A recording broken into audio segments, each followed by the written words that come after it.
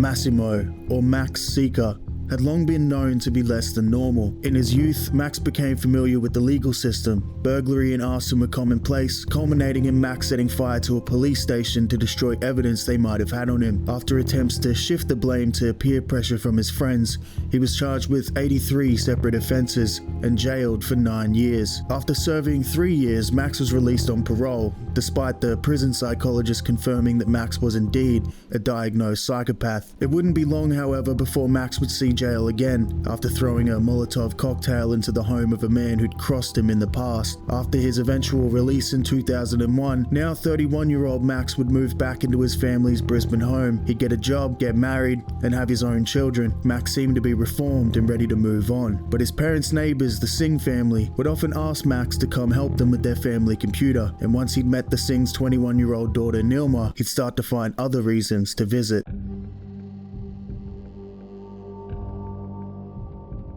Max and Neelma would start to see each other in secret later that year. For months they'd meet at the Sica family's Byron Bay holiday apartment, which carried on for some time, before Max would expose the relationship by asking Neelma's father for permission to marry her. After his refusal, a heated argument would ensue. Neelma dreamed of becoming an air hostess and would soon travel to Dubai for training. While they kept in contact, Max wasn't happy with the long-distance relationship and formulated a plan to get Neelma back to Brisbane. After lying to her and claiming he'd secured her a job at Qantas, she would eventually move home, but unable to live with their parents, they moved into the Sica family's Byron Bay apartment. It was during this time that Neelma would learn about Max's true nature and would eventually return back to her family, telling her mother that Max was a compulsive liar who was jealous and extremely possessive. She also suspected he was a computer hacker and didn't trust him. Although she called off the relationship, her and Max would stay in touch regularly. Neelma would return, but unfortunately, home wasn't the best place either.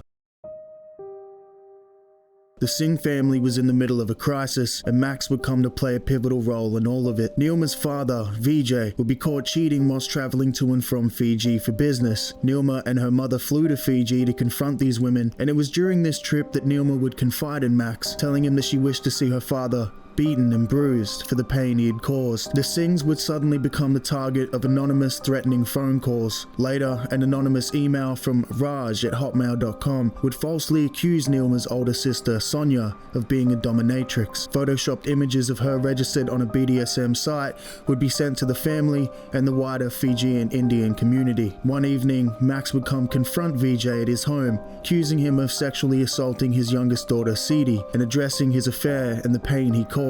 Vijay attempted to barricade himself, but Sica broke the door down, pushing him against the wall and threatening to kill him. Vijay's wife would also accuse him of molesting his daughter, but no evidence ever surfaced to support these claims. Following the attack on her father, Sica would be banned from seeing Neelma or visiting the house again. Things didn't end here. Further emails would be sent, eventually exposing Neelma's email wishing harm on her father, shortly followed by nude photos of her taken by Max being sent to her friends and associates. This led to a fiery exchange between Neelma and Sica, but he denied being involved. He'd tell a friend he believed his computer was hacked, and also lied that he was still romantically involved with her. In an attempt to keep Neelma in his life, he'd then lie about having an inoperable brain tumor, claiming he only had months to live, none of which was ever true. Things continued to deteriorate, both within the Singh family and between Max and Neelma. However, they remained in touch, as Neelma believed Max was dying, and despite all the pain he'd caused, she still cared for him.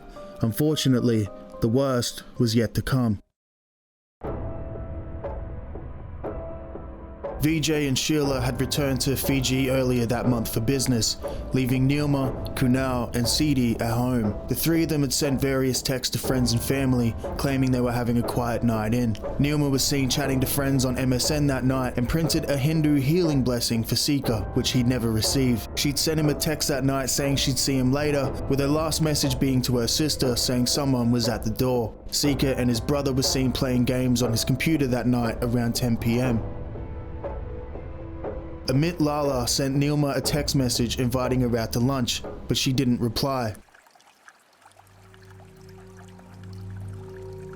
Neelma missed a job interview at Flight Centre, something she'd been looking forward to. Max began to worry that Neelma wasn't responding to his texts, and he made his way to the Bridgman Downs home with his children to check on her. At roughly 2:30 PM, 33-year-old Max Sica would make a distressing call to 000. After being disconnected, they'd call back and hear Max say, "I've got 3 bodies in the spa." Nothing could prepare first responders for the scene they were about to walk into. Blood trails weaved through the two-story home, leading investigators to the master's ensuite bathroom. The house was incredibly humid, with hot murky water spilling throughout the house, the lower floor ceiling reportedly bulging from the weight of the water. The blood trailed from each sibling's bedroom into the ensuite, where police would soon discover the bodies of Neelma, Sidhi and Kunal, badly beaten and stacked in the spa, covered in an assortment of quilts, blankets and sheets. Despite where the bodies were found, it was determined that Neelma was attacked first.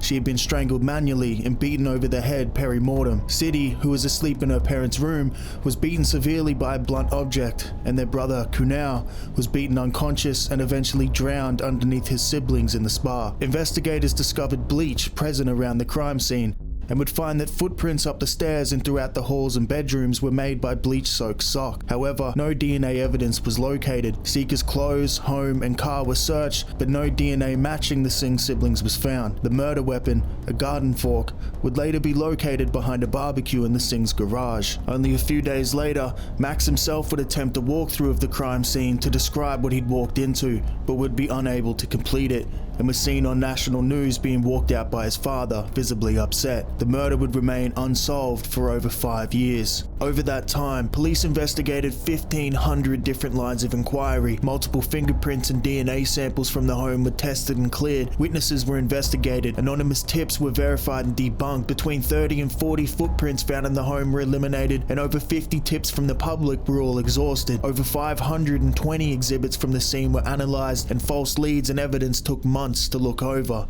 During this time, police built their case against the last person known to have visited the home, Max. Surveillance was placed on him, with forensic teams pouring through his personal computers, discovering that one was wiped manually the night before the murders, with the other containing evidence that he was behind the harassing emails and leaked photos to the Singh family. Bleach-stained footprints found in the Singh house would be recreated by Sica, analysed by professionals from all over the world, built one-to-one by the same contractors who built the Singh's residence. Yet all of this evidence was circumstantial. No one could place Sica at the residence on the night of the murder, and no DNA was ever found on Sica or from Sica at the crime scene. Sica would loudly profess his innocence to the news and anyone who would listen. Officers assigned to the case would meet for a weekly lunch, and watching from a distance every time was Sica. 5 years after the murder, and shortly after Sica remarried, he would be charged with the triple murder of Neelma, Sidhi and Kunal. While the evidence was circumstantial and numerous suspects had been eliminated, police were left with the question,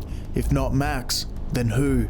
Police were confident they had their man, but a mystery visitor to the Singh's household on the night of the murder was never identified, and despite the brutal nature of the deaths, the cleanup was so thorough that all evidence was erased. Blood smeared on the walls was determined to have been made by someone wearing a glove, and Max did have unused gloves in his car, but they didn't match. Was Max capable of not only murdering his former girlfriend and her siblings, but also covering it up this well? Even if he was, that leaves the question, why would Sica want Neelma and her siblings dead? Their relationship was rocky at best, but they were very much part of each other's lives. Text messages between the two show this was consensual, and the last known contact was her inviting him over and leaving a door open so he could sneak in. If they were so worried about her siblings seeing him, why was her last message to Sonia stating somebody was at the door?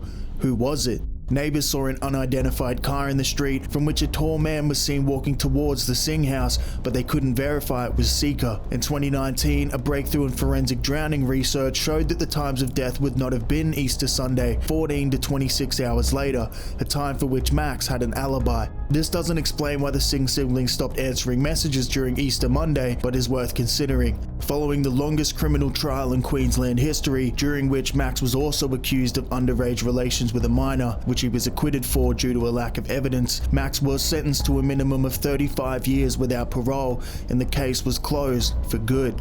The mountain of circumstantial evidence pinned on Max leaves the question, did Max's criminal history and violent tendencies lead him to murder, or is the killer still out there?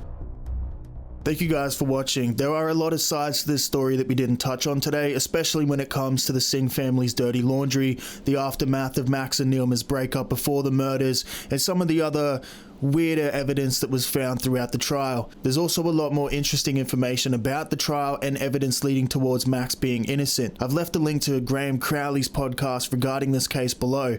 You'll probably remember Graham from my previous video, Who Killed Leanne Holland. I really want to keep making these videos now I'm in the position to do so. If you have any suggestions or know of any cases from Australia you'd like to see covered, let me know below. This is Can't Sleep.